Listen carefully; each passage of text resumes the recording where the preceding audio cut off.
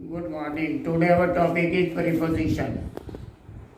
Preposition is a word used before a noun or pronoun to make relation with other.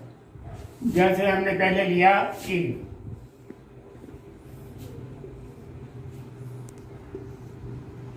जैसे कि इनसे पता चलता है कि ये किसी चीज की स्थिति दिखाता है। अगर मैं कहता हूं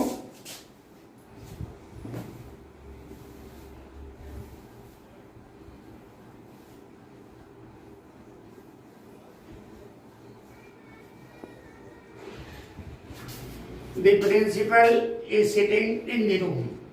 इसका मतलब प्रिंसिपल कमरे के अंदर बैठा है, बाहर नहीं है।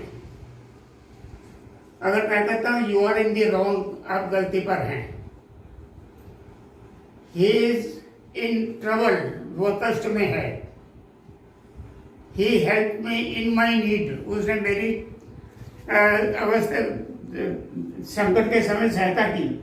हमने देखा कि इन जो है वो किसी चीज को, किसी स्थिति को बताने के लिए होता है, और ये व्यापार के लिए भी होता है। अगर मैं कहता हूँ his father deals in sugar, तो इसका मतलब उसके पापा चीनी का व्यापार करते हैं।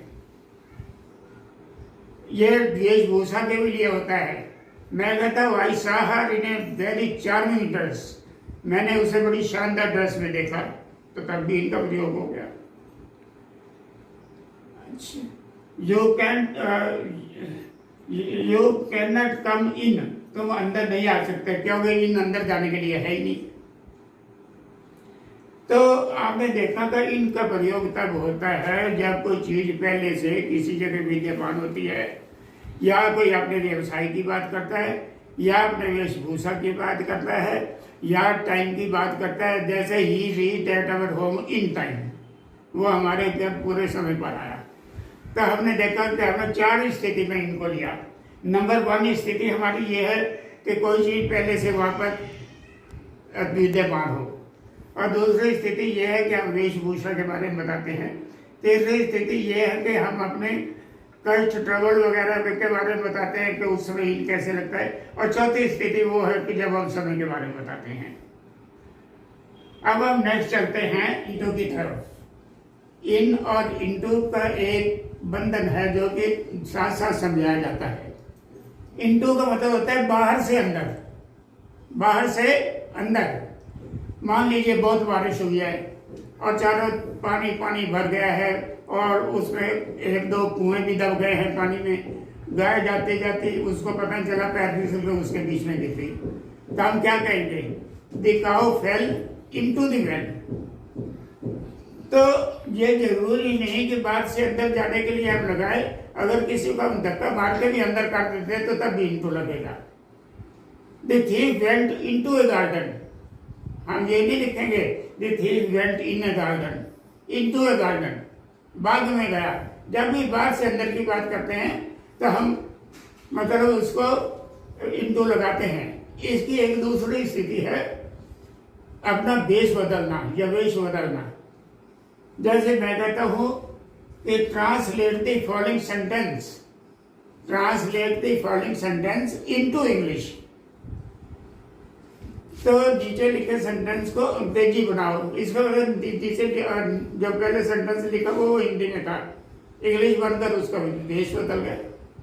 तो 2 स्थिति होती है जिसके कारण हम इंटू का प्रयोग करते हैं। अब मेरे ख्याल आपको इन और इंटू के बीच में डिफरेंस पता चल गया होगा। अब हम चलते हैं नेक्स्ट सिंस की तरफ चलते हैं। सिंस का प्रयोग निश्चित समय के लिए किया जाता है। जैसे मैं कहूँ I have been living in Delhi since 1975, तो इसका उत्तर 1975 निश्चित कर दिया गया है कि उसी समय से रह रहा हूँ।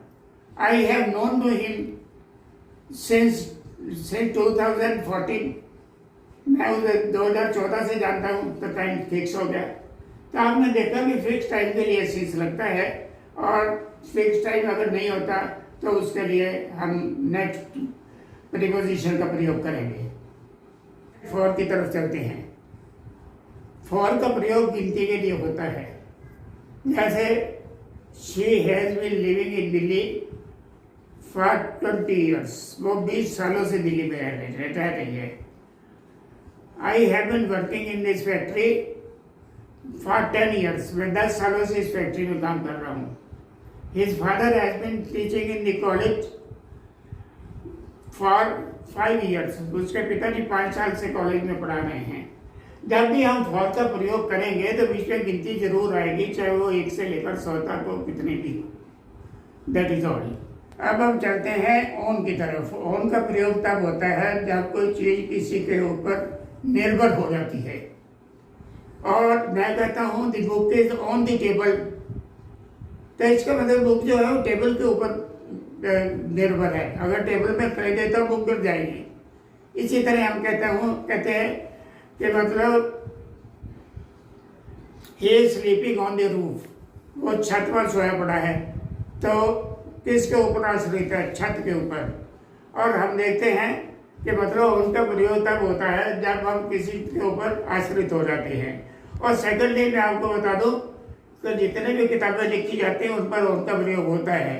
He wrote a book on mathematics, he wrote a book on mathematics, उसने मैथमेटिक्स की एक किताब लिखी। She wrote a book on English, उसने अंग्रेजी की एक किताब लिखी।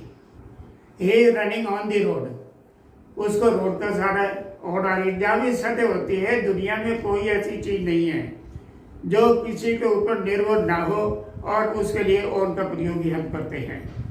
अब ऑन के बाद अब अपॉन को लेते हैं। अपॉन का जो प्रयोग होता है वो गति में, तेज गति में के कारण होता है। और उसमें गति कैसे होती है? मतलब चाल होती है, और चाल में एक गति होती है, गति में एक उड़ान होती है। जैसे मैं कहता हूँ the lion jumped upon the tiger, the lion jumped upon the tiger, the eagle jumped upon the rat.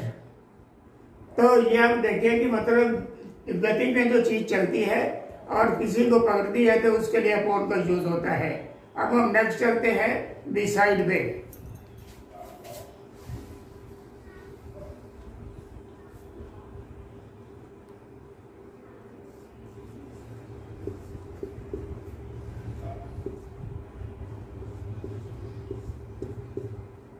किसी के बिल्कुल निकटतम हो और वो हमारे किए हुए सारे कार्यकलापों से जानकारी रखता हो। एक इंग्लिश में वर्ड है नियर, मैं कहता हूँ his my house is near the metro station, वो एक अलग बात है। और बिसाइड जो है ये बड़ा संगीन वर्ड है। जैसे आप किसी के पास बैठे हैं और वो जो कुछ करता है उसके क्रियाकलापों को आप जानते हैं तो आप बिसाइड का प्रयोग करते हैं। जैसे एक आदमी दूसरे को लेटर लिख रहा था और उसका फ्रेंड उसके पास बैठा था, तो वो बिसाइड हुआ। जो कुछ वो लिखता वो पढ़ता जाता। अंत में उसने ये लिखा है कि लिखने को तो बहुत सी बातें थी, लेकिन एक बेवकूफ दोस्त मेरे पास बैठा, जो कुछ मैं लिखता हूँ वो पढ़ लेता है, इसलिए बाकी चीजों के बारे में तुमको अगले पत्र में लिखूंगा।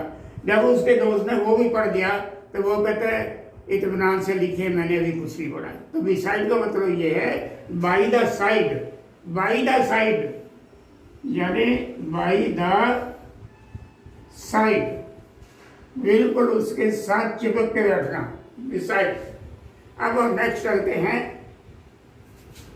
बिसाइड्स पर।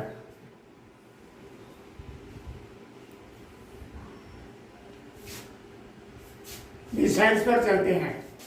बिसाइड्स का मतलब होता है के अतिरिक्त,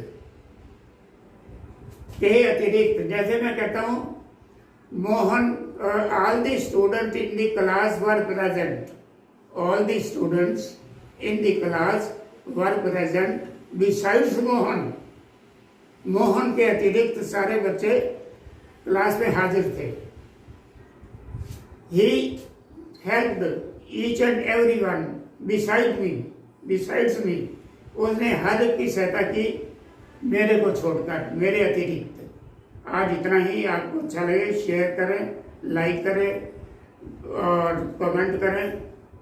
थैंक यू।